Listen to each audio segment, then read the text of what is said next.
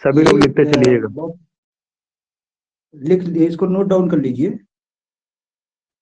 सामवेद यह गीत रूप मंत्रों का संग्रह है। इसके अधिकांश गीत ऋग्वेद से लिए गए हैं और उनकी संख्या भी लिख लीजिए। 1875 ऋचाएं हैं कुल। इसमें कुल 1875 ऋचाएं हैं, जिनमें से 75 के अतिरिक्त शेष ऋग्वेद से ली गई है। मतलब कि 1800 ऋचाएं ऋग्वेद से ली गई है। 1875 टोटल ऋचाएं हैं, जिसमें 1800 ऋग्वेद से ली गई है और 75 ऋचाएं स्वयं इसी की हैं। और यजुर्वेद लिखिए। यजुर्वेद, इसमें योगानुष्ठान के विषय में चर्चा की गई है।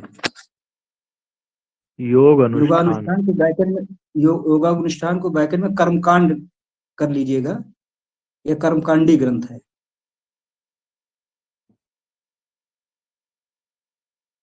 ये इसलिए मैं थोड़ा सा इस पे ज्यादा ध्यान इसलिए दे रहा हूँ क्योंकि ये दोनों को कवर करेगा आपका।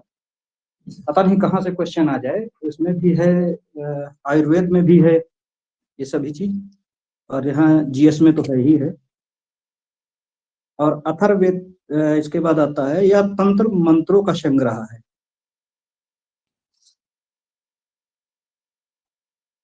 अथर्ववेद में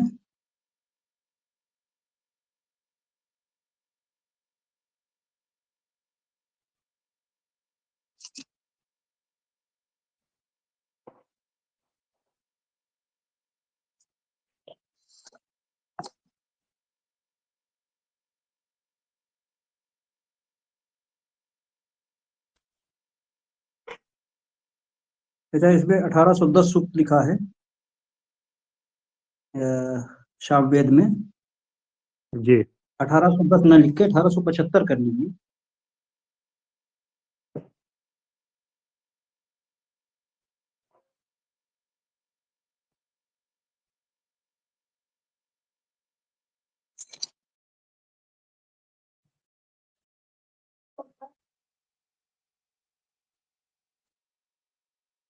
अब यहाँ पर देखिए, जैसे ऋग्वेद तो मैंने बता दिया। अब यजुर्वेद के विषय में यहीं पे अपनी बुक में जो है लुसेंट की, इसमें देखिए। इसमें सस्वर पाठ के लिए, सस्वर का मतलब पद्य रूप में, सस्वर पाठ के लिए बलि के अनुपालन के लिए नियमों का संकलन यजुर्वेद कहलाता है। ठीक है, जैसे मैंने बताया कर्मकांड। ठीक है, जितना भी कर्मकांड है वो इसी के उसमें आता है। और इसके पाठकर्ता को ये क्या डॉक्टर साहब, अधर्वयु? अध्वर्यु। अध्वर्यु। हाँ, इसके पाठकर्ता को अध्वर्यु कहते हैं। वहां पे क्या था, होत्र कहलाता था ऋग्वेद में। ठीक, यहां से क्वेश्चन बनता है। ऋग्वेद में होत्र कहलाता था और यजुर्वेद में वही जो पाठ करता है अध्वर्यु कहलाता है। ठीक, बाकी नीचे वही जो मैंने बताया है, यज्ञों के नियमों का कर्मकांड से लिया गया है। वीडियो का संकलन मिलता है। इसमें बलिदान विधि का भी वर्णन है। इसको अंडरलाइन कर लीजिएगा अपनी बुक में। ठीक है, ये एक ऐसा वेद है जिसमें गद्य और पद्य दोनों में है। अच्छा, इसमें तो गद्य और पद्य दोनों में है, लेकिन जब हम सिर्फ पद की बात करते हैं, पद कौन सा ऐसा वेद है जिसमें पद है, सिर्फ केवल पद है, गद्य नहीं है। गद्य नहीं है, सिर्फ अष्टांग हृदय नहीं, हम इतिहास में बात कर रहे हैं, हिस्ट्री, जीके में। अभी मैं बताया है कि सामवेद सामूहिक गान है। तो गान जब लयबद्ध गान तभी होगा जब पद में ही लिखा जाएगा। वो गद्य में लयबद्ध गान नहीं हो सकता है, इसलिए इसमें इसको लिख लीजिए कि ये पद में है। ठीक है, पहली बात तो यहाँ पे देखिए, ऋचाओं मंत्रों का संग्रह। मंत्र हमेशा पद में ही होंगे। ठीक है, ऋग्वेद में भी पद है, लेकिन ऋग्वेद में बीच बीच में कहीं कहीं में जो है उसका डिस्क्रिप्शन भी आ जाता है, गद्य भी आ जाता है। अगर एकदम साफ तौर से देखें 100% कि ऋग्वेद भी दे दे और सामवेद भी दे दे कि निम्न में से कौन सा वेद जो है पद में लिखा गया है, तो आपको सामवेद ही लगाना है, ऋग्वेद नहीं लगाना।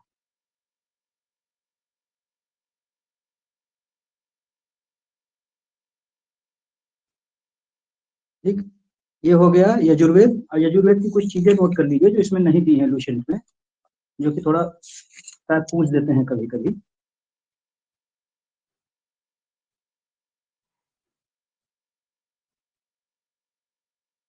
अच्छा, इसको दो पार्टों में बांटा गया है, शुक्ल यजुर्वेद और कृष्ण यजुर्वेद।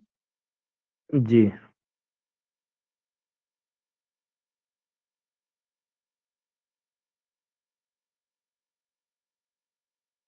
शुक्ल यजुर्वेद और कर्ण यजुर्वेद। क्या कर्ण नहीं है, शुक्ल कृष्ण यजुर्वेद, कृष्ण कृष्ण कृष्ण। यजुर्वेद है। अभी मैं इसको और भी थोड़ा बताऊंगा, इसमें ब्राह्मण वगैरह भी पूछे जाते हैं।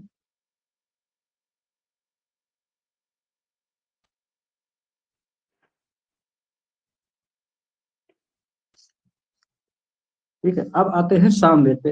देखिए, क्रम जो मैंने अभी बताया था वो क्रोनोलॉजी का क्रम वही है, ऋग्वेद है, उसके बाद है य- सामवेद, यजुर्वेद, फिर यजुर्वेद, तब अथर्ववेद। ऋग्वेद। हाँ, क्रोनोलॉजी वही है, क्योंकि एक दूसरे से ओवरलैप हैं, तो एकदम इनका पता नहीं लगता है कि किसकी रचना पहले की गई है, लेकिन प्राचीनतम तो अब इसी को मानेंगे, ऋग्वेद को ही। और बाकी किसी को पूछते नहीं है, या तो प्राचीनतम वेद पूछेंगे या सबसे नवीनतम पूछेंगे। तो नवीनतम आएगा तो आपका अथर्ववेद आएगा, प्राचीनतम आएगा तो ऋग्वेद आएगा। बाकी कहीं से कभी जी। कोई क्वेश्चन बना नहीं अभी तक।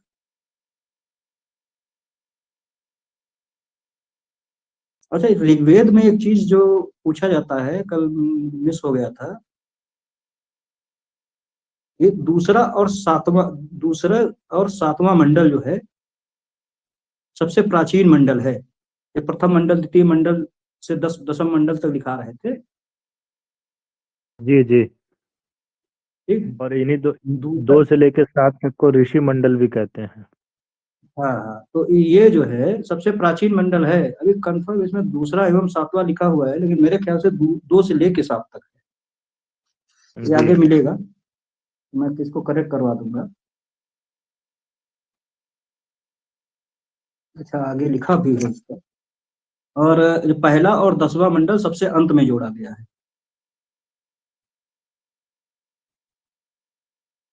ये क्वेश्चन बना देते हैं कभी कभी, एक आध बार बनाया गया है, तो इसमें तो कोई दिक्कत नहीं है, एक ही बार आप पढ़ेंगे, अभी भी पढ़ लेंगे तो आपको याद हो जाएगा।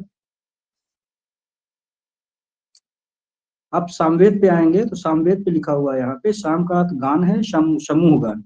इसमें भी यज्ञों के अवसर पर गाए जाने वाले ऋचाओं मंत्रों का संकलन है, और इसके पाठकर्ता को उद्रात कहते हैं। उद्रात। ठीक है, बाकी मैंने लिखा ही दिया है, 1075 है या 1875 है, जिसमें से 1800 ऋग्वेद से लिए गए हैं। ठीक है, नीचे लिखा है इसे भारतीय संगीत का जनक कहा जाता है। इसका मतलब यही है कि इसमें सभी जो है पद में जितनी भी मंत्र हैं या ऋचाएं हैं, जो भी इसका संकलन है वो पद में ही है। अच्छा, नीचे नोट लिखा है यजुर्वेद सामवेद में किसी भी ऐतिहासिक घटना का वर्णन नहीं मिलता है।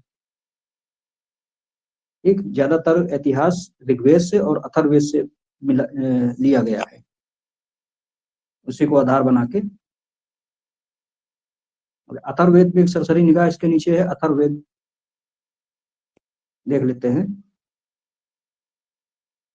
इसमें कुल मंत्र 731 हैं और लगभग 6000 पद। ये कभी पूछे नहीं गए हैं। ठीक है, ये इतना याद रखना है कि अथर्वा ऋषि द्वारा इसकी रचना की गई है।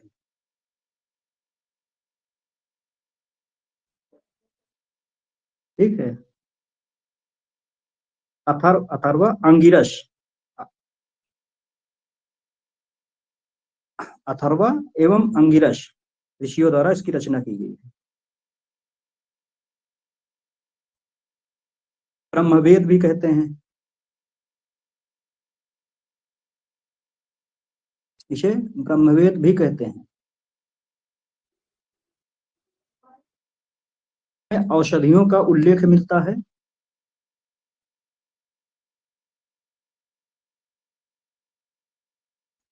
और इसी में तंत्र मंत्र पूजा पाठ वगैरह, तंत्र मंत्र पूजा पाठ हालांकि ऋग्वेद में भी था, लेकिन इसमें ऋग्वेद में तंत्र मंत्र पूजा पाठ था देवताओं को खुश करने के लिए, लेकिन इसमें जो है तंत्र मंत्र जो पूजा पाठ है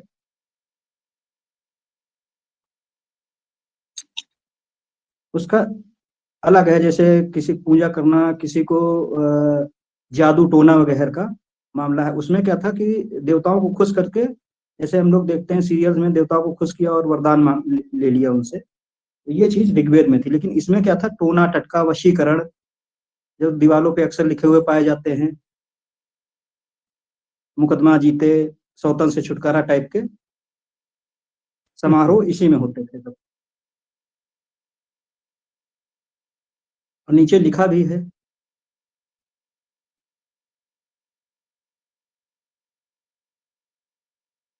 यह इम्पोर्टेंट, इसके अथर्ववेद में जो तीसरी लाइन है इसमें देख लीजिएगा, ये सभी जो है चीजें लिखी हुई हैं, एक बार ही पढ़ेंगे आप, एक बार में। रोग निवारण, जैसे झाड़ फूक, कहते हैं कि ये बीमारी हो गई उसको झाड़ फूक लिया, ज्यादातर मानसिक बीमारियों में से चीजें होती, जो हमारा उसमें आयुर्वेद में कौन सा वो आता है, वो आयुर्वेद का वशीकरण, जो, भूतोन्माद आदि। नहीं नहीं, एक कौन सा पार्ट है हम लोग पढ़ते थे उसमें, आद, उन्माद, अपस्मार। अरे नहीं, वो अपना एक पेपर होता था ना, ये पेपर होता था ना, पेपर होता है ना जो वो ये मानस विज्ञान, भूत विद्या, अगत तंत्र। अगध तंत्र, सॉरी अगध जी। तंत्र, अगध का पेपर होता है ना, तो उसी से जी। वो चीज यहीं से ली गई है। ठीक है, इसमें देखिए तीसरे में जी। लिखा है पृथ्वी युक्त अथर्ववेद प्रतिनिधि सूत माना गया। इसमें मानव के जीवन के सभी पक्षों, ग्रह निर्माण, कृषि में उन्नत, व्यापारिक महान मार्गों का गाहन खोज, रोग निवारण, समन्वय, विवाह, तब प्रणय गीत, राजभक्ति, राजा का चुनाव। ठीक है, औषधियां, ये देखिए औषधियां आया, ये इंपॉर्टेंट है। ठीक, वहां भी बताते हैं कि कुछ चीजें अपने आयुर्वेद में, कुछ चीजें ऋग्वेद से ली गई है और ज्यादातर चीजें अथर्ववेद से ली गई है। जी।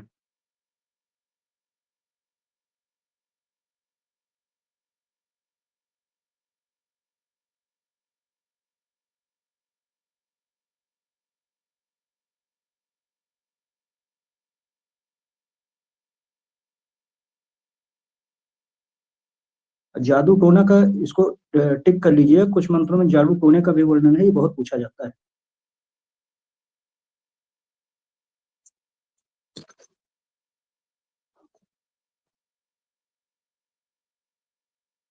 नेक्स्ट पार्ट जब आएंगे अगले पन्ने पे इसी में, इस शाखा तो मैंने बता दी है।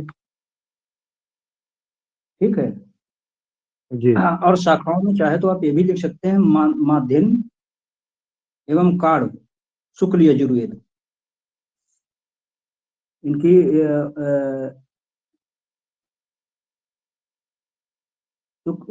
शुक्ल यजुर्वेद और कर्ण, इसको कृष्ण यजुर्वेद को, शुक्ल यजुर्वेद को दो शाखाओं में बांटा गया है। हालांकि इतना पूछते नहीं, गहराई से इतना नहीं कभी पूछते हैं, लेकिन इसमें लिखा हुआ है, पढ़ लीजिए।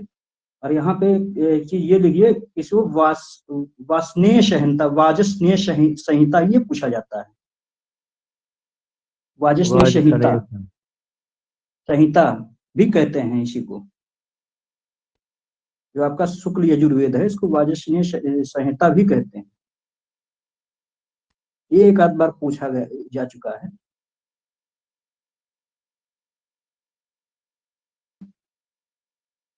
अच्छा, इसकी दो शाखाएं जो है, माध्यन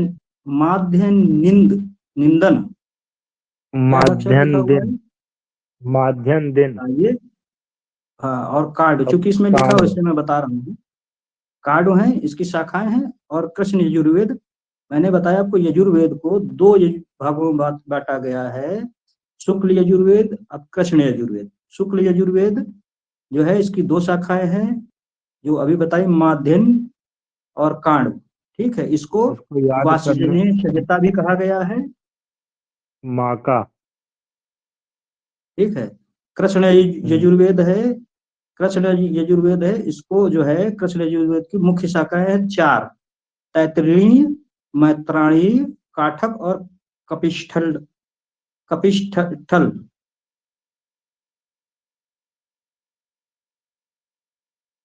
कपिष्ठल है कष्ट। ये हाँ, ये वही कपिष्ठल है जो चरक वाली बात आती है। ये गलत लिखा गया, कनिष्ठल लिखा है, इसको कपिष्ठल याद करेंगे। कपिष्ठल है शायद ये।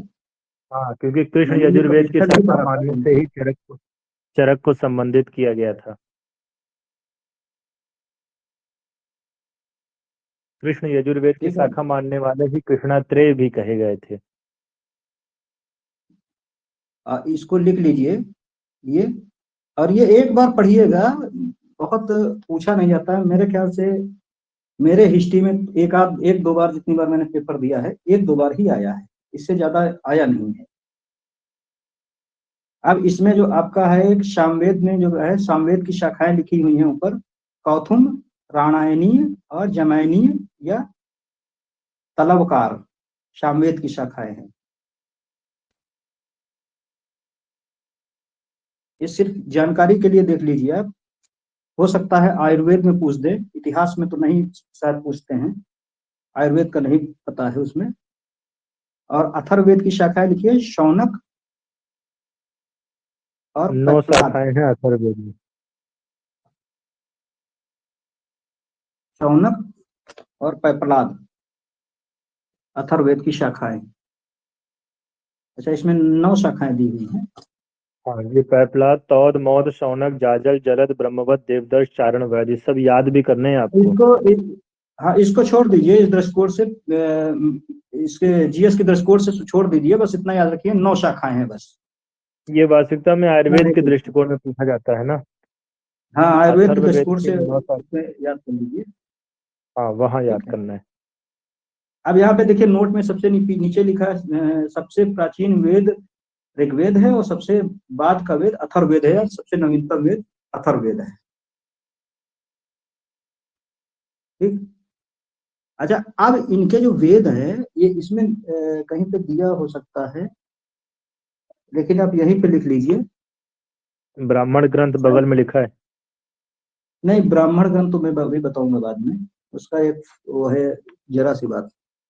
ऋग्वेद और सामवेद, यजुर्वेद, अथर्ववेद, इन वेदों के उपवेद लिख लीजिए आप।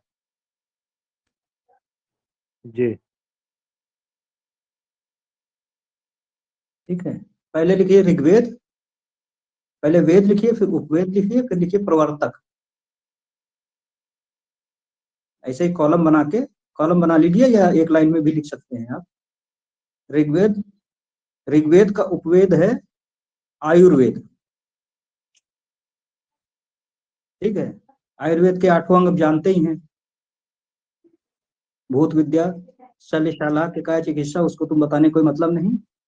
और इसके प्रवर्तक है प्रजापति।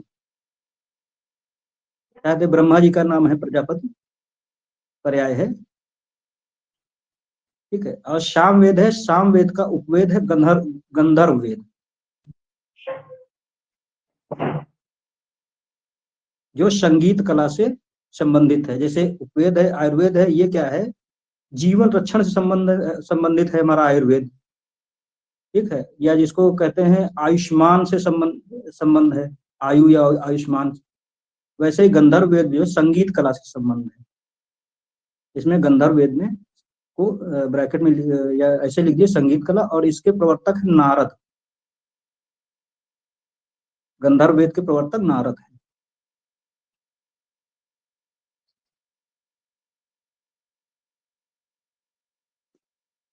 ठीक। अब यजुर्वेद का उपवेद है धनुर्वेद। तो धनुर्वेद से आप समझ ही गए होंगे, लड़ाई झगड़ा, युद्ध कला। ठीक है। तो ये युद्ध कला है, धनुर्वेद में युद्ध कला का वर्णन। इसके प्रवर्तक हैं विश्वामित्र।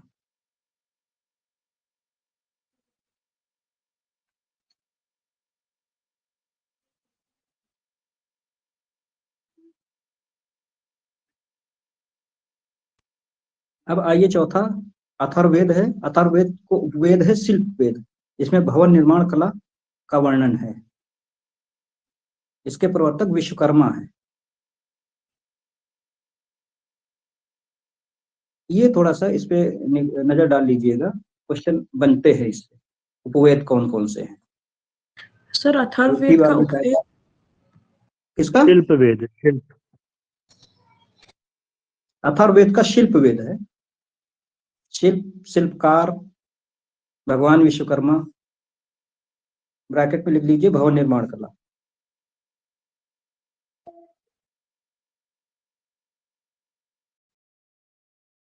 ये तो आपकी वेदों की बात हो गई।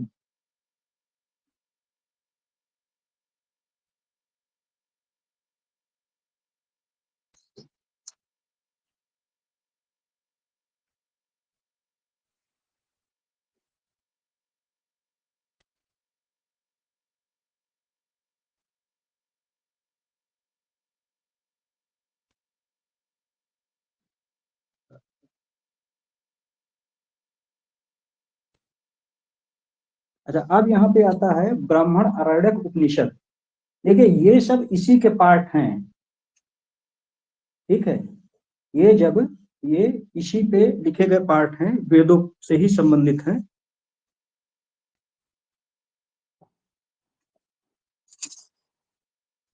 ब्राह्मण का अर्थ है जब वेदों पे किसी ने टीका लिख दिया, ब्राह्मणों ने टीका लिख दिया तो उसे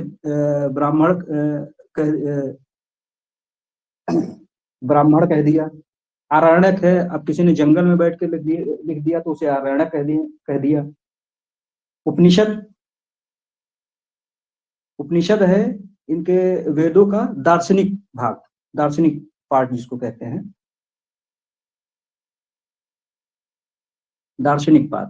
और इसको ये जो है वेदांत है, वेद के बाद इन्हीं को जो ब्राह्मण आरण्यक उपनिषद होते हैं इनको वेदांत कहते हैं। वेदांग अलग है, वेदांत अलग है।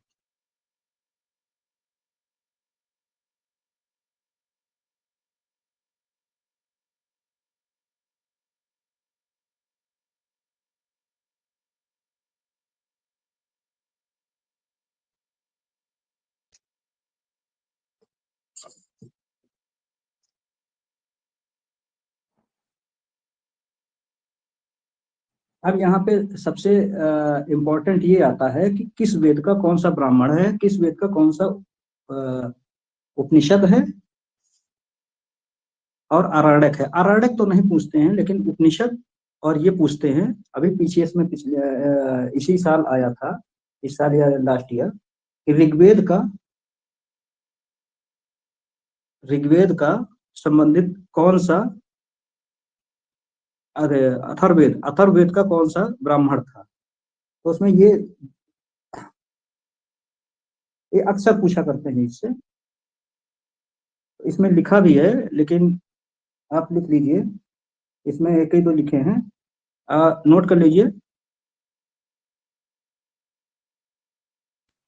ब्राह्मणों के बारे में अगर पढ़ना है तो यहाँ पे इसे पढ़िएगा, ब्राह्मण आखिर होते क्या है।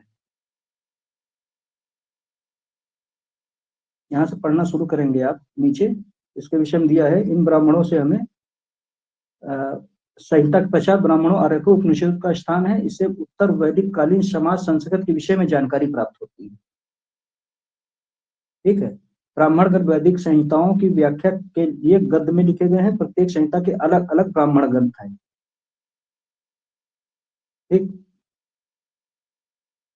पहले इनके ब्राह्मण, वेद के ब्राह्मण लिख लीजिए कौन कौन से हैं। ऋग्वेद का लिखिए ऐतरेय ब्राह्मण, कौशितक ब्राह्मण, शायद कहीं लिखा हुआ हो सकता है, इसमें दिया हो। ये लगा है बगल में, मैंने स्क्रीन पे लगाया है। हाँ हाँ, कौशितक है। कौशिक और यजुर्वेद का है शतपथ। शतपथ है शुक्ल यजुर्वेद का शतपथ है, और कृष्ण यजुर्वेद का तैत्तिरीय है।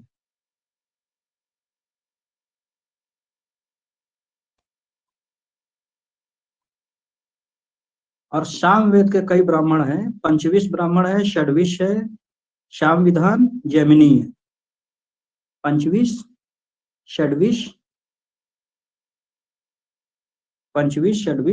सामविधान, जैमिनीय, सामविधान और जैमिनीय ब्राह्मण। अथर्ववेद का एक सिंगल ब्राह्मण है, गोपद ब्राह्मण। इस पे ध्यान दीजिएगा, बहुत पूछते हैं गोपद ब्राह्मण।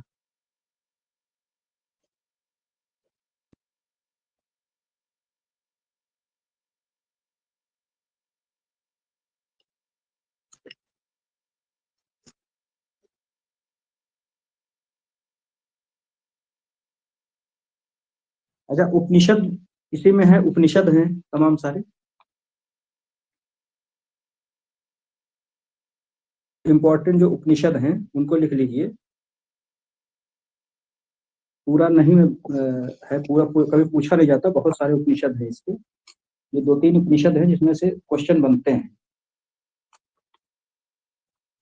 इसमें कहीं दिया होगा उपनिषदों की कुल संख्या, इसमें देखिए आप दिया हुआ है यहीं पे 108 लिखा है। ठीक है, इसमें 13 मूलभूत उपनिषदों की श्रेणी में रखा गया है इनको 13 को।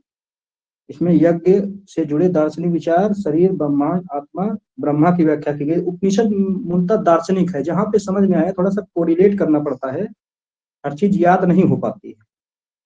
कोरिलेट करेंगे, जब मैंने बता दिया कि इसको दार्शनिक भाग है इसका, तब देखेंगे हमारा शरीर क्या है उसके बारे में सोचेंगे, संसार क्या है उसके बारे में सोचेंगे, ईश्वर के बारे में सोचेंगे, ईश्वर है या नहीं है उसके बारे में मंथना करेंगे। तो ये दार्शनिक विचार इसी में आते हैं उपनिषदों में। अच्छा, स्त्री की गिरी हुई स्थित मैत्रीय संहिता से प्राप्त होती है, ये तो कभी आया नहीं आज तक। ठीक, ये यहाँ पे लिखा है जाबालोपनिषद में 4 आश्रम का उल्लेख। ठीक है। अच्छा, यहाँ पे जो मिसिंग है वो लिख लीजिए, जहाँ से क्वेश्चन आते हैं आपका उपनिषदों में। उपनिषद की मैं लिस्ट भेज दूंगा, यहाँ पे लिखाने के लिए टाइम खराब हो, जिसको चाहिए वहां से ले लीजिएगा डॉक्टर साहब के पास से। ठीक, इनकी कौन कौन से उपनिषद हैं यहाँ पे।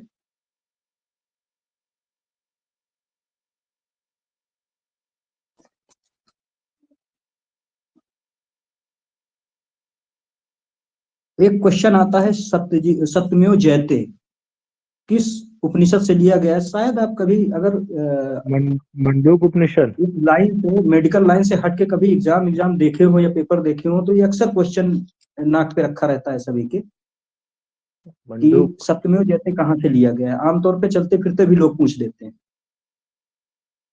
ठीक है, तो इसको लिख दीजिए, मुंडकोपनिषद से लिया गया है। मुंडकोपनिषद, ये अथर्ववेद का है, अथर्ववेद का उपनिषद है मुंडकोपनिषद। जब आपको लिस्ट मिल जाएगी तो आप समझ में आ जाएगा।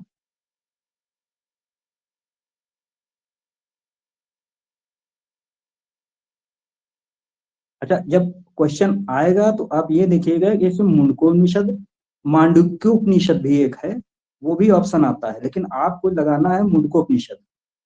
अगर उपनिषद से क्वेश्चन बनते हैं तो यहीं से बनेंगे, या तो पूछेंगे कि उपनिषद किसके पार्ट हैं, जो है उपनिषद में जीवन का कौन सा जो है भाग प्रभावित होता है, तो वहां पे लिखा जाएगा कि जीवन का दार्शनिक भाग प्रभावित होता है। ठीक है, या फिर यहाँ से क्वेश्चन बनेगा कि सत्यमेव जयते कहाँ से लिया गया है। ठीक, मुंडकोपनिषद। हाँ, मुंडकोपनिषद। एक मंडकोपनिषद भी है। ठीक, मंडूकोपनिषद, मांडुक्य, उसको नहीं लगाना है, ऑप्शन में वो भी रहेगा, कंफ्यूज नहीं होना है। मुंडको, मुंड, तो कई बार होता क्या है, ज्यादातर लोग इसमें कंफ्यूज हो जाते हैं, मांडुक्य पढ़ा था या मुंडको पढ़ा था।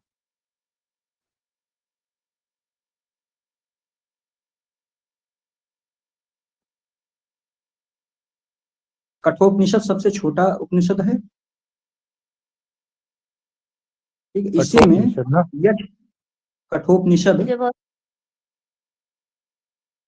कठोपनिषद है जो कि जब लिस्ट हम भेजेंगे इसमें डालेंगे आपको। तो जी। आपको पता चल जाएगा किसका। यह यजुर्वेद का उपनिषद है, कठोपनिषद, और सबसे छोटा उपनिषद है। इसमें यक्ष नचिकेता संवाद का वर्णन है, ये पूछा जाता है बस।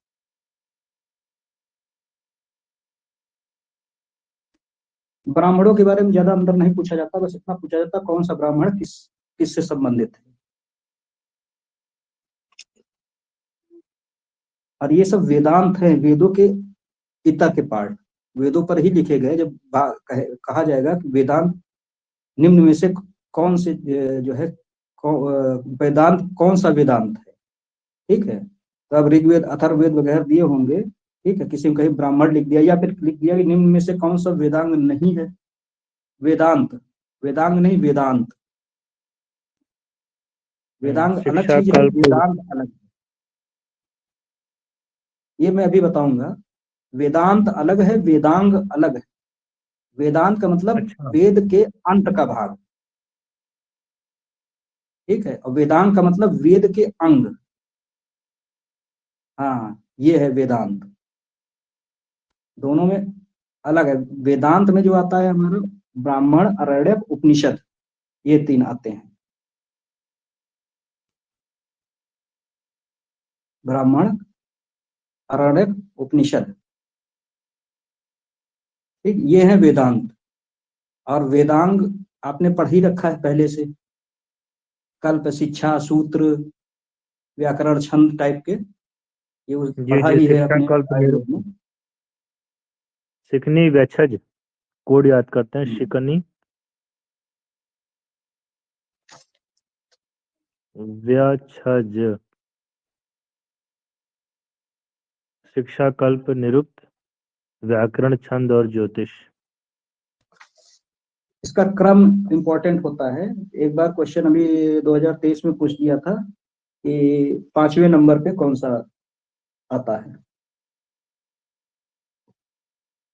ठीक है, बस यहाँ से इतना ही आएगा, इससे ज्यादा थोड़ा गहराई में हो जाएगा वो। शायद हम लोग अगर पढ़ पाए तो अच्छी बात है, और नहीं पढ़ पाते हैं तो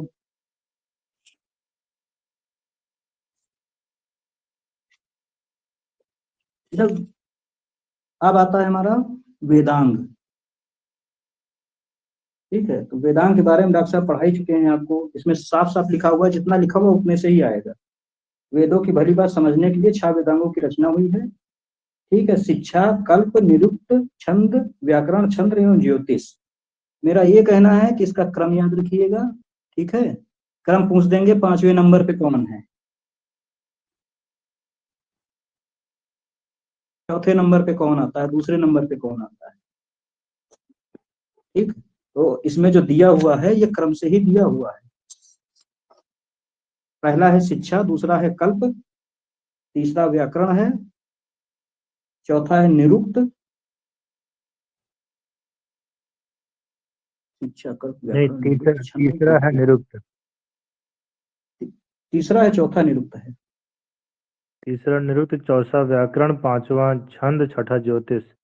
1 मिनट में कंफर्म कर दो वरना गड़बड़ हो जाएगा इसमें, क्योंकि इससे क्वेश्चन बनने की संभावना है। जी। मैं वहीं से उठाता हूँ कि दोनों जो बुक्स है मेरे पास, दोनों में अलग अलग लिखा हुआ है।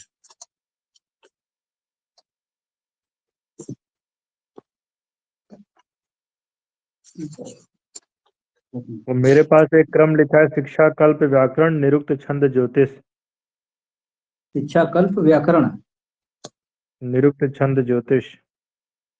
ये कंफर्म है, यही क्रम है डॉक्टर साहब? नहीं, मुझे कंफर्म नहीं है। अच्छा, मैं कंफर्म कर लेता हूँ एक बार।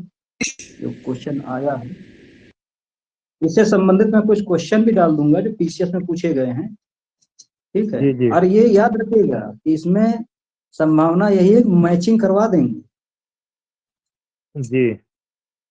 चारों आयुर्वेद दे देंगे, सबके ब्राह्मण दे देंगे, या चारों वेद दे देंगे आपके, और कौन सा वेद किससे संबंधित है ये भी पूछना पड़ेगा। जैसे ऋग्वेद का एक क्वेश्चन दिया हुआ पीसीएस में आया है 2013 में।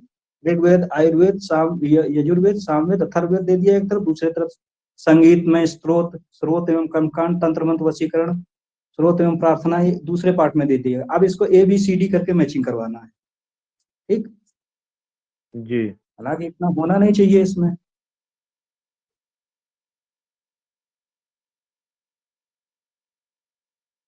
जैसे क्वेश्चन आया था, ऋग्वेद का कौन सा मंडल पूर्णतः सोम को समर्पित है? सोम को जितने समर्पित में तीसरा मंडल। जितना मेरे मुंह से निकल रहा है, ये समझिए ये क्वेश्चन आए हुए हैं, उससे इतर कोई बात नहीं कर रहा हूं। उससे इतर बात करने लगूंगा तो आप 2 साल तक जीएससी पढ़ते रहिएगा। जितना क्वेश्चन आया है, जैसे उपनिषद पुस्तकें हैं, दर्शन पर है, ये क्वेश्चन आया हुआ है पीसीएस 2014 में, और किसी भी मायने में किसी भी दृष्टिकोण से पीसीएस से कम पेपर नहीं आएगा जीएस का। तो ज्यादातर यही है कि जो हम एक बार पढ़ लें, जो नहीं पढ़े हैं, ठीक है, तो उसकी तो कोई अफसोस ही नहीं होना है कि चलिए हम नहीं पढ़े थे, हम इस क्षेत्र के है ही नहीं। लेकिन जो हम पढ़े हैं वो कम से कम स्ट्राइक में रहे, कम से कम इतना तो हो जाए कि कंफ्यूजन में रहे कि हाँ हमने कहीं पढ़ा हुआ है। तो वहां पे क्या होता है, चांसेस अच्छे बन जाते हैं क्लियर होने के।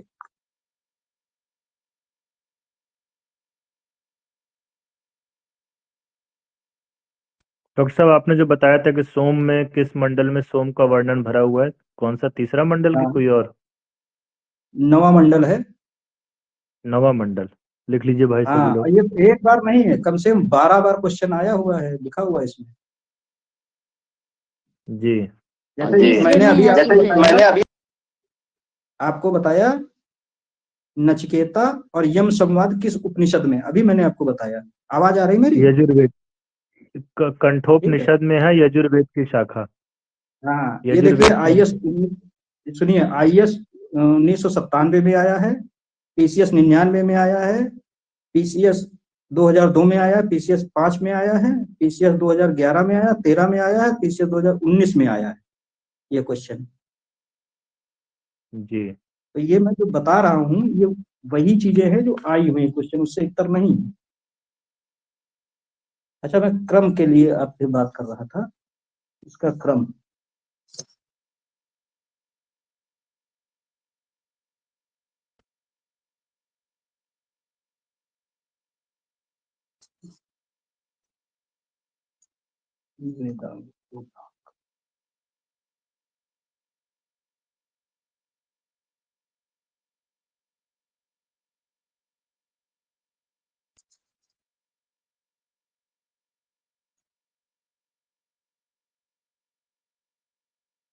एक और क्वेश्चन लिख लीजिए, पीछे 2015 में आया, सर्ग प्रतिसर्ग वंश मनवंतर।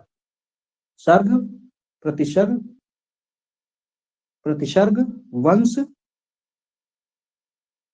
मनवंतर और वंशानुचरित।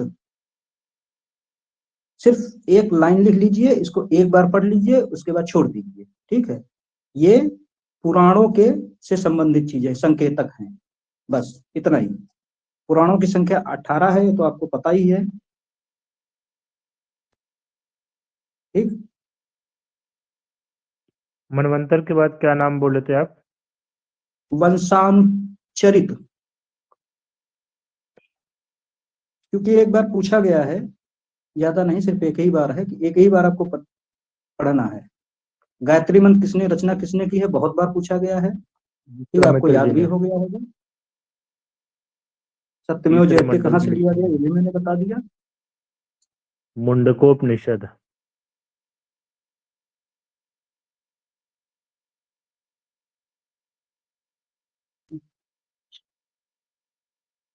वेदों में अघन्या किसको कहा गया है? गाय को। यस, बहुत बार पूछा गया है।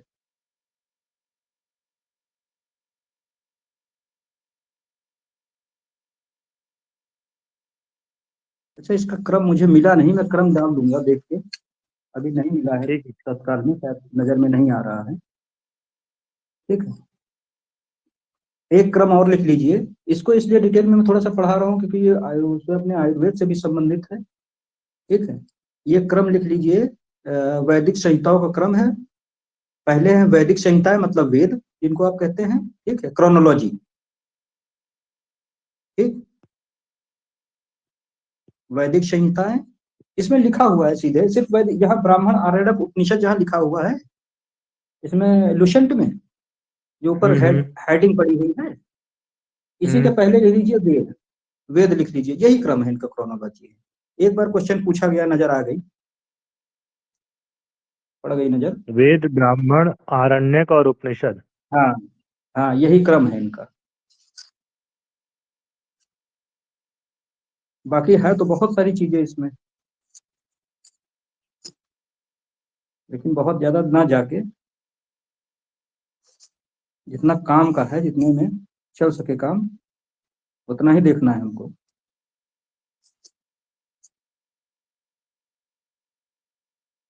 अच्छा, एक क्वेश्चन और आता है, तमसोमा ज्योतिर्गमय, जो कि हम लोग बचपन से ही पढ़ते थे, जब कोई कहता था श्लोक सुनाओ, एक श्लोक लिखो तमसोमा ज्योतिर्गमय, ठीक है, ये लिख लीजिए, तमसोमा ज्योतिर्गमय उपनिषदों का जो है कथन, उपनिषद लिया गया, बृहदारण्यक उपनिषद है एक, ठीक है, बृहदारण्यक, बृहदारण्यक, व्रह व्रह है, बृहदारण्यक, दारण्यक उपनिषद, व्रह, ऐसे तो नहीं है, बृहद हाँ ब्रह, हाँ आरण्यक। बृहदारण्यक, बस बस, हाँ, हाँ सही सही है, बृहद आरण्यक। हाँ उपनिषद, ठीक है, यहाँ से लिया गया है, पूछा जा सकता है, और कई बार पीसीएस में तो बहुत बार पूछा गया है। इसका अर्थ तो आप डॉक्टर साहब बताएंगे क्या होता है तमसोमा ज्योतिर्गमय? अंधकार से ज्योति की तरफ, रोशनी की तरफ लेके बस, जाना। हाँ शायद यही यहाँ पे भी लिखा हुआ है, जो जी। ऑब्जेक्टिव्स है मेरे पास। संस्कारों की तमसोमा संख्या हमें, ज्योतिर्गमय। संस्कारों की संख्या हमें पता ही है आयुर्वेद में, 16। वहां से, 16। हाँ वही वही वही है डॉक्टर साहब, वही संस्कार है। अच्छा, इसका क्रम यहाँ पे कंफर्म नहीं हो पा रहा है, ठीक है, जी। क्रम में दे दूंगा जी कंफर्म जी। करके, क्योंकि क्रम पूछा गया है एक दो बार।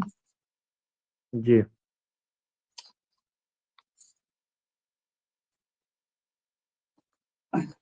ठीक है, अच्छा पुराणों के बारे में यहाँ पे लिखा हुआ है, ठीक है, भारतीय इतिहास कथाओं का सबसे अच्छा क्रमबद्ध विवरण पुराणों में मिलता है। आप इसी, आप यहाँ पे आइए लुसेंट में, ठीक, वेदांग का तो लिख लिया है आपने, वेदांग का लिखा या नहीं लिखा? जी। वेदांग एवं सूत्र, नहीं, वेदांग और सूत्र नहीं लिखे गए। अच्छा लिख लीजिए एक पॉइंट, वेदांग, वेदांग की रचना उत्तर काल में हुई, उत्तर वैदिक काल में हुई, ठीक है, ये वेदों के ज्ञान एवं रहस्य को सरल रूप देने के लिए इनकी रचना की गई, वेदों के ज्ञान एवं रहस्य को सरल रूप देने के लिए इनकी रचना की गई, प्रदान करने के लिए इनकी रचना की गई, ठीक, वेदों को अच्छी तरह समझने के लिए ये चीजें आनी चाहिए आपको, वेदांग, और वेद के अंग हैं, पहला है शिक्षा, दूसरा है कल्प, तीसरा व्याकरण है, चौथा निरुक्त है, पांचवा छंद है, छठवां ज्योतिष है। वही जो अभी हम लोग बता रहे थे। शी कवि निछज है, ऐसे लिख लिया जाए। बाकी इसके अंदर क्या है ये पढ़ने की ज्यादा है, शिक्षा से संबंधित है, शिक्षा शिक्षा संबंधी प्राचीनतम साहित्य है, ठीक है, अब कल्प है, कल्प के आगे लिख दीजिए अगर लिखना चाहे, वैदिक कर्मकांड संपन्न संपन्न करवाने के लिए इसमें जो है नियम विधि वगैरह बनाए गए हैं, शायद लिखा हुआ है इसके आगे, बहुत अच्छा जी लिखा जी। हुआ तो है। हाँ, बाकी छंद और ज्योतिष को सीधे समझते हैं, छंद को भी सीधे समझते हैं।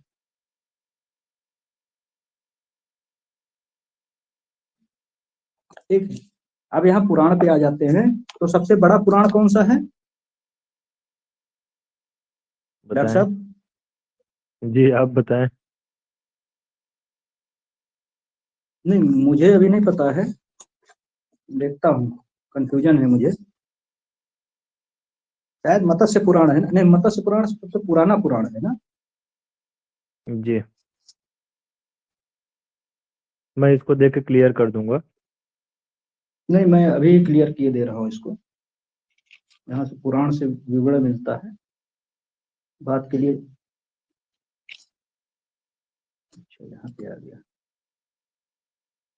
हाँ 18 है, मत्स्य पुराण सबसे प्राचीन है, ठीक है,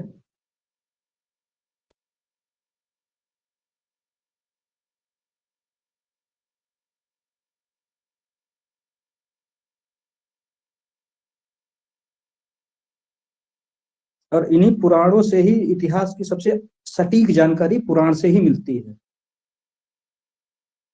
ठीक, इसमें देखिए लिखा भी है कहीं यहाँ पे। सबसे पहले लिखा है ऐतिहासिक हाँ, कथाओं को सबसे अच्छे क्रमबद्ध विवरण। 18 पुराण है, ये तो जानते ही हैं। बड़ा कौन है मुझे मिल नहीं रहा है, या तो आप लोग नेट पे खोज लीजिएगा सबसे बड़ा पुराण कौन सा है, या फिर मैं बता दूंगा आपको।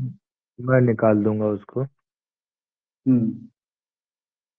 कई एक दो बार शायद पूछा गया है, इसके नहीं है। जी, ठीक है, ये लिखा है पुराणों में मत्स्य पुराण सबसे प्राचीन और प्रामाणिक है। ये तो मैंने बता दिया, यहाँ पे लिखा है। जी अच्छा, नीचे वाली देखिए, अधिकतर पुराण सलस संस्कृत श्लोक में लिखे स्त्रियां शूद्र जिन्हें वेद पढ़ने की अनुमति नहीं थी वे भी पुराण सुन सकते थे। पुराणों में का पाठ पुजारी मंदिरों में किया करते थे। ठीक है, इस सामाजिक सांस्कृतिक दृष्टि से अग्नि पुराण काफी महत्व है। इसमें राजतंत्र के साथ साथ कृषि संबंधी विवरण भी दिया गया है। ये वाली लाइन लिखिए, जो ऊपर वाली तो फालतू है, तो कभी नहीं पूछी गई, ये ली जा सकती है।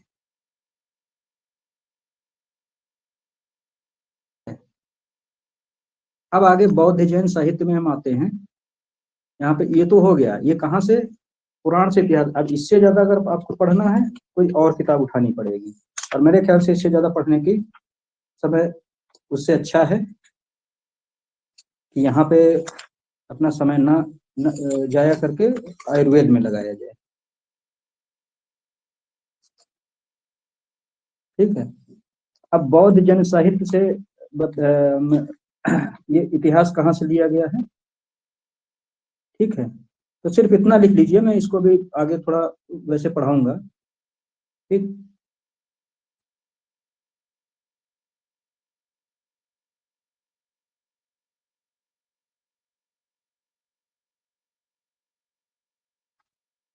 जैन बौद्ध साहित्य।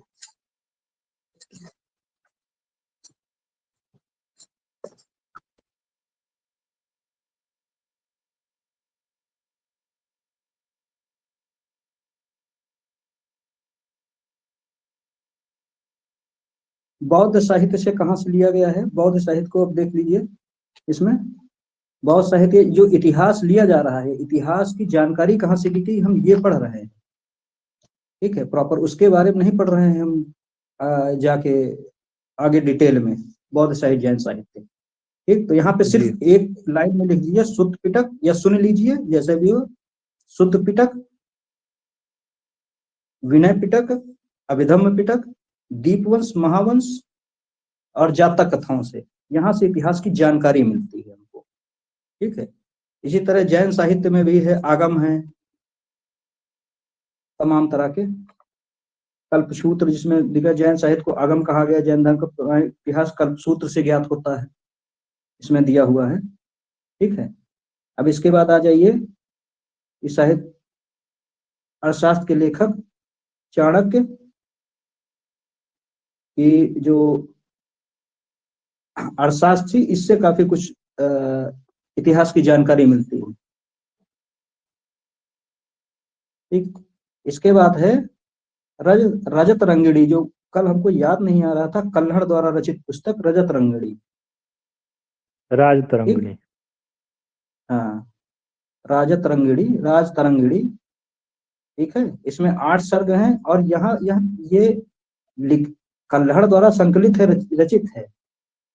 ठीक है, इसको जो है, इसके जब इस पुस्तक में कश्मीर के शासकों का इतिहास मिलता है, वहां के शासक थे, उसका वर्णन दिया गया है। और ये सबसे प्रमाणिक पुस्तक है। अगर इतिहास की दृष्टिकोण से देखा जाए कि सबसे ऑथेंटिक पुस्तक कौन सी है, ठीक है, तो ये प्रथम पुस्तक ऐसी है जिसमें कि इतिहास की सटीक जानकारी दी गई है, किसी वंश की, किसी इतिहास की सटीक जानकारी। बाकी तो सब में अनुमान है, लेकिन इसमें जो है प्रमाणिक पुस्तक माना गया है इसको। रजत तरंगिणी, राज तरंगिणी। राज तरंगिणी केबीसी में भी आया था, अपने यहाँ भी पूछा गया है, आयुर्वेद में भी। हाँ, और ये जो है अभी आगे जब जाएंगे तो इसके बताएंगे जब मध्यकालीन इतिहास हम लोग पढ़ेंगे या अर्ली मिडिल पढ़ेंगे तो वहां पे इसका जिक्र आएगा, इससे क्वेश्चन बनते हैं। ठीक है, यहाँ पे पाणिनि की अष्टाध्यायी, ये तो आपको पता ही है। इससे भी इतिहास का है। इससे कौन सा इतिहास मिलता है? मौर्य इतिहास, मौर्य युगीन की राजनीतिक व्यवस्था की जानकारी मिलती है।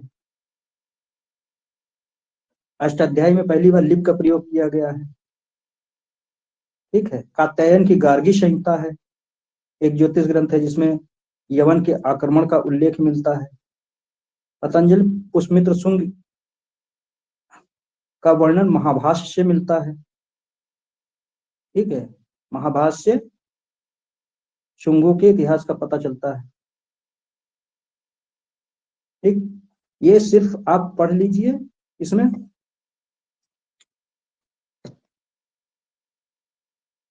अच्छा, एक चीज आपको छूट गई, महाभारत का जो दूसरा नाम क्या है? नोट कर लीजिए, इसको जय संहिता कहते हैं। महाभारत क्या कहते हैं? जय संहिता, ये क्वेश्चन पूछा गया है जी कई जी, बार। जय संहिता जी। ठीक है, सत सहस्री संहिता भी इसी को कहते हैं। शत सहस्री, जय 1000, संहिता, इसके मतलब कई एक। नाम हैं, 3-4 नाम है। ये पूछा गया जय संहिता, एक बार एक अभी हाल ही में पूछा गया है क्वेश्चन, जी 2014 में पूछा गया था।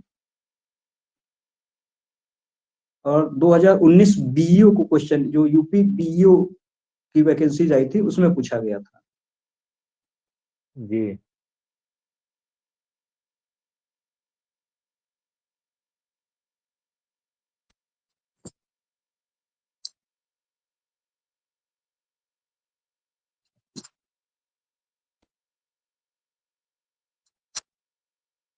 आप जो है, आप यहाँ से नीचे आइए, इसी में विदेशी यात्रियों से मिलने वाली प्रमुख जानकारी। ठीक है, इसको पढ़ लीजिए, यहाँ से क्वेश्चन बनते हैं। बहुत शार्ट में लिखा हुआ है, बहुत ही शार्ट में लिखा हुआ है, और यहीं से क्वेश्चन आएंगे। इनको पढ़ डालिए पूरा, खास तौर से मेगास्थनीज को, डाइमेकस टिक कर लीजिए आप, टालमी, प्लेनी, टालमी प्लेनी, पेरीप्लेटस ऑफ इरिथ्रियन सी, इसको वेरी इंपॉर्टेंट कर दीजिए, बहुत पूछते हैं ये किसकी रचना थी। ठीक है, अब मेगास्थनीज की इंडिका, ये तो आपको पता ही है, इसमें किस युग के शासकों का वर्णन है। ठीक है, आगे आप आएंगे, चीनी ये लेखक। किसकी रचना की है, पेरिप्लेनस? नहीं, इसका कोई लेखक ज्ञात नहीं है, कहीं कहीं पे किताबों में दिया अलग अलग रहता है, लेकिन ऑथेंटिक अभी कुछ मिल नहीं पाया है। ठीक है, जी जी। हाँ, इतिहास संबंधित है, इसमें जानकारी मिलती है। ये समुद्रों के बारे में ज्यादातर जानकारी इसमें मिलती है, जो समुद्री रास्ते हैं। ठीक है, जी ये कोई मेरे ख्याल से पुर्तगाली था जो यहाँ आया था इंडिया जी में, उसने लिखी है, लेकिन पता नहीं चल पाया कौन किसने लिखी है। जी। चीनी लेखक फाहियान शंगयून हेनशांग, ठीक, इत्सिंग, ये आपको आगे भी मिलेंगे, इसमें मिलेंगे। हो सके तो इसका क्रम कौन किसके बाद आया, ठीक, वो भी नोट डाउन करके लिख लीजिएगा। कोड लिख लीजिए इसका, ये सिंपल आगे सा एक अभी लाइन। इसका क्रम लिख पासंग लीजिएगा, हेई। जैसे भी है क्रम लिख लीजिए। ठीक है,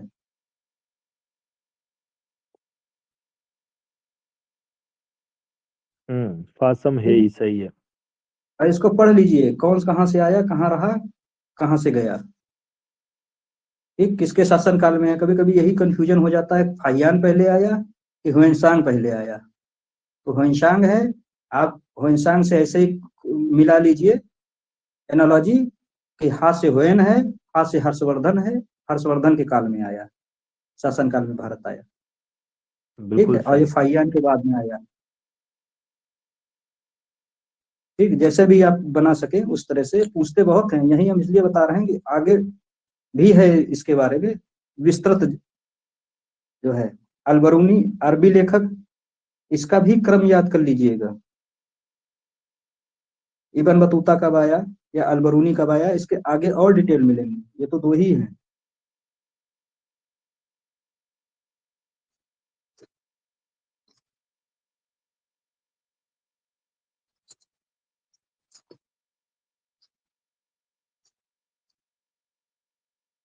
ठीक है, अन्य लेखक नीचे दिया हुआ है इसी में, इसे अलग नहीं मैं बताऊंगा। अन्य लेखक में तारानाथ, ठीक है, तिब्बती लेखक थे। तारानाथ नाम समझ सुन के ये मत समझिएगा इंडियन है, ठीक है, तिब्बती जी। लेखक लेखक थे। ठीक है, इनके कयुंगुर और तयुंगुर नाम के दो ग्रंथ थे जिनकी रचना, जिनसे भारतीय इतिहास के बारे में जानकारी मिलती है।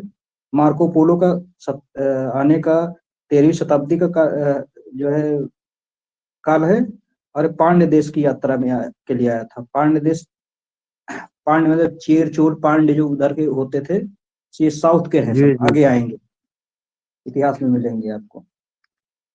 ठीक है, अब जो है इंपॉर्टेंट है पुरातत्व संबंधी मिलने वाली जानकारी। ठीक, पुरातत्व शास्त्र का पितामह सर अलेक्जेंडर कनघिम को कहा जाता है, सिर्फ रटने की चीज है। ठीक है,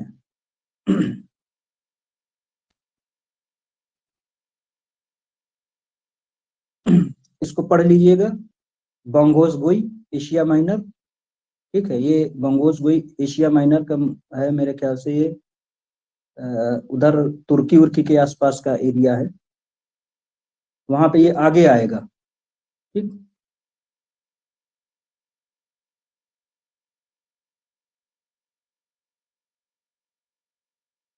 यहाँ पे जो ये लिखा हुआ है इसमें ब्रैकेट में, जो ब्रैकेट बता रहे हैं इधर देखिए, नेक्स्ट पेज पे नीचे थोड़ा जाके, और नीचे जाइए डॉक्टर साहब, और नीचे जाइए। हाँ, ये इसमें देखिए, ये शिलालेख है, अभिलेख, स्तंभ लेख, अभिलेख है, शिलालेख, इनके सामने सामने जिनका लिखा हुआ है, ये तो आपको पता ही होना ही चाहिए। ठीक है, बाकी आगे विस्तार पे आगे आएगा।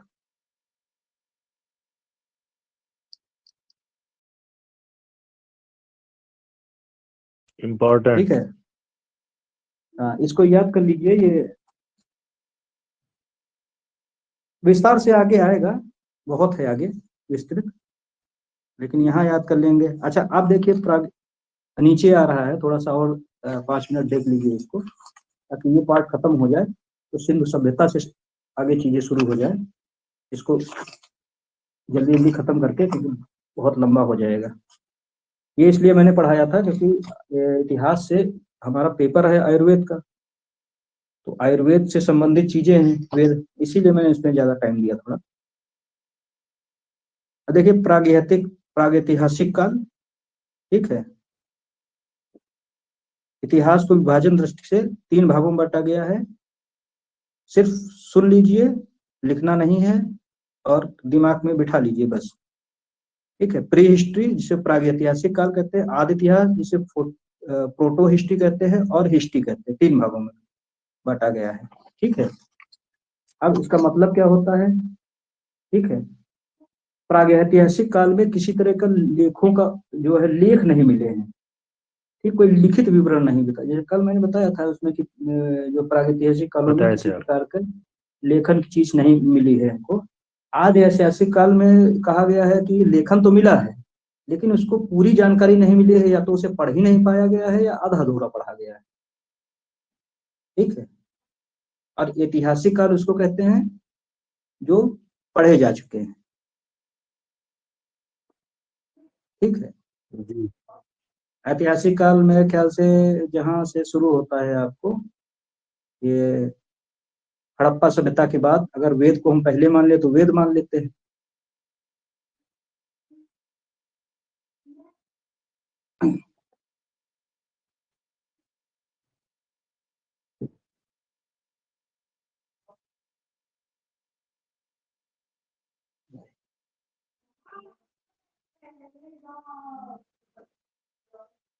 अच्छा, कुछ चीजें आप नोट कर लीजिए यहाँ मैं जो लिखा हूँ इसमें आपको जो इम्पोर्टेंट है आती हैं।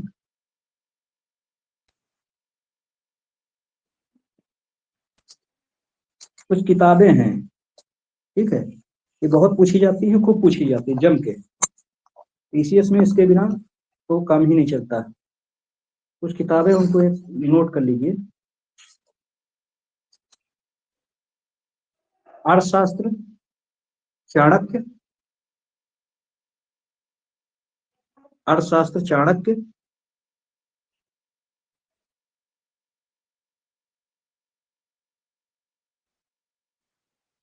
मुद्रा राक्षस विशाखदत्त, मुद्रा मुद्रा राक्षस विशाखदत्त,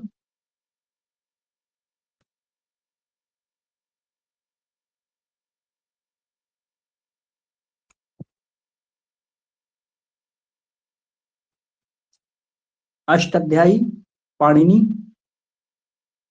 थोड़ा स्पीड में लिखिएगा, अष्टाध्यायी पाणिनि,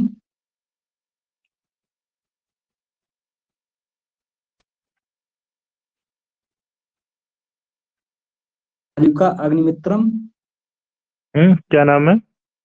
मालविका अग्निमित्रम, मालविकाग्निमित्रम, कालिदास, मालविकाग्निमित्रम कालिदास,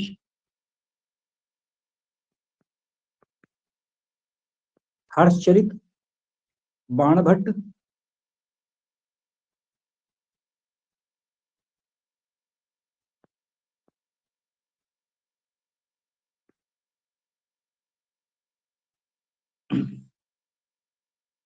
स्वप्नवास दत्तम, वासव दत्तम, नेक्स्ट किताब है महाकवि भाष्य,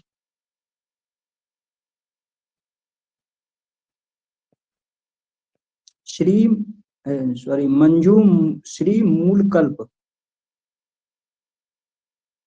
श्री मूलकल्प, मंजू श्री मूलकल्प,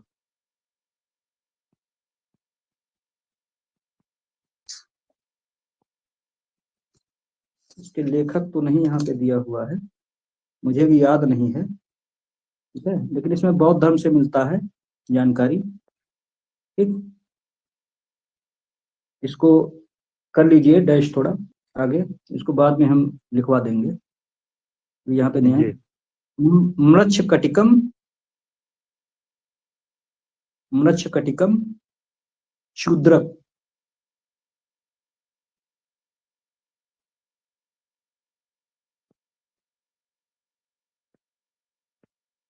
रजत तरंगिणी, राज तरंगिणी, कल्याण, कलहड़,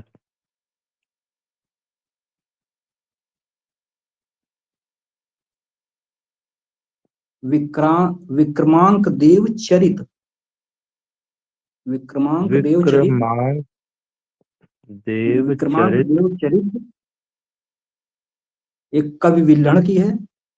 ऐसे पूछ देते हैं, ये जितनी बता रहे हैं ना इसमें दी तो बहुत सारी है, लेकिन जो पूछी गई है मैं वही उतना ही बता रहा हूँ, अब लिखा रहा हूँ। प्रबंध चिंतामणि, मृतुंगाचार्य,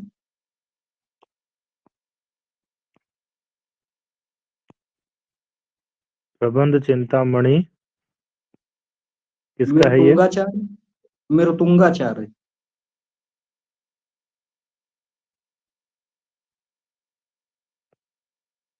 मृतुंगाचार्य, इसमें दक्षिण का जो है जैन साहित्य है ये प्रबंध चिंतामणि, इसमें शायद दक्षिण का उधर का और मिडिल का, इधर मालवा का या मध्य प्रदेश या गुजरात के जो स्टेट्स थे जी वहां का वर्णन मिलता है, ठीक है। बस इसके रचनाकार का नाम याद रखना। एक मत विलास प्रहसन, ये बड़ा इंपॉर्टेंट है, मत विलास प्रहसन, एक राजा द्वारा लिखा विलास, गया। हाँ, विलास प्रहसन, पल्लव नरेश महेंद्र वर्मा, इसका 7वीं शताब्दी में लिख लीजिएगा, पल्लव नरेश महेंद्र वर्मा, ये खूब पूछा जाता है जम के। अष्टांग हृदय के समय के हैं ये। 7वीं शताब्दी में। ठीक है। पृथ्वीराज विजय। पृथ्वीराज विजय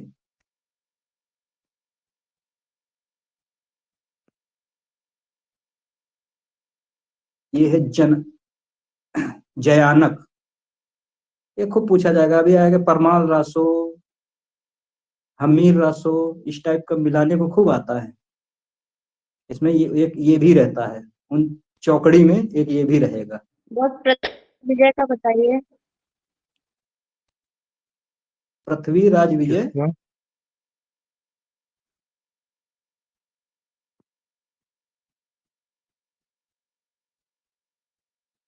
पृथ्वीराज विजय जनायक जयानक जयानक जयानक।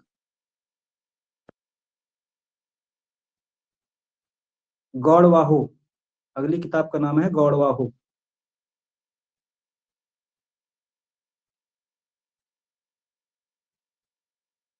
वाकपत राज।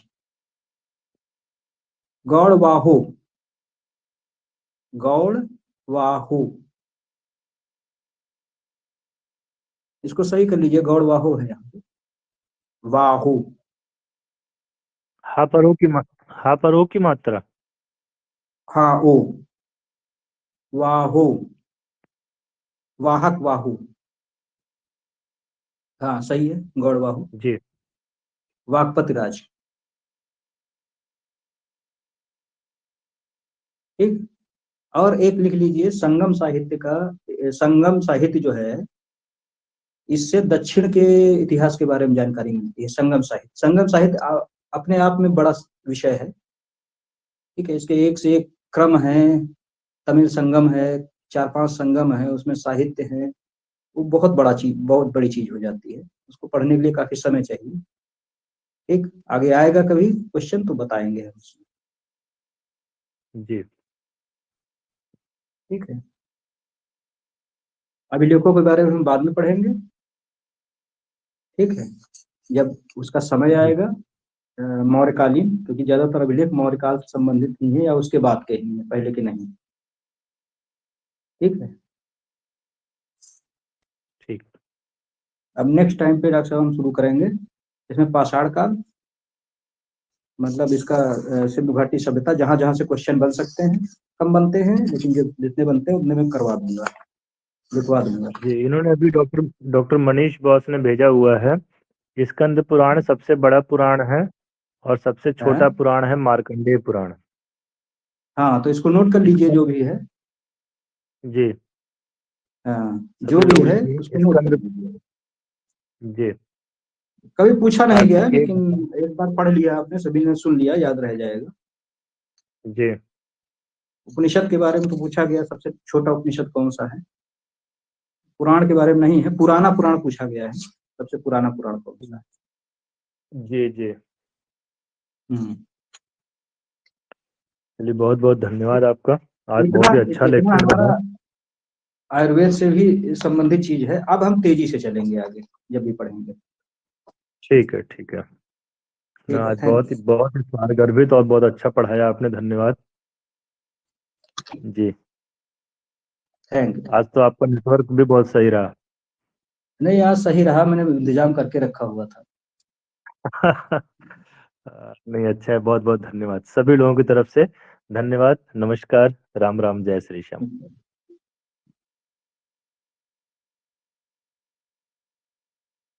कल डॉक्टर साहब ने आज जितना पूछा है ये सब कल टेस्ट पेपर में भी रहेगा, मतलब जो मैं टेस्ट दूंगा संडे को लूंगा उसमें भी रहेगा। ठीक है, थैंक यू ऑल, सभी लोगों को नमस्कार।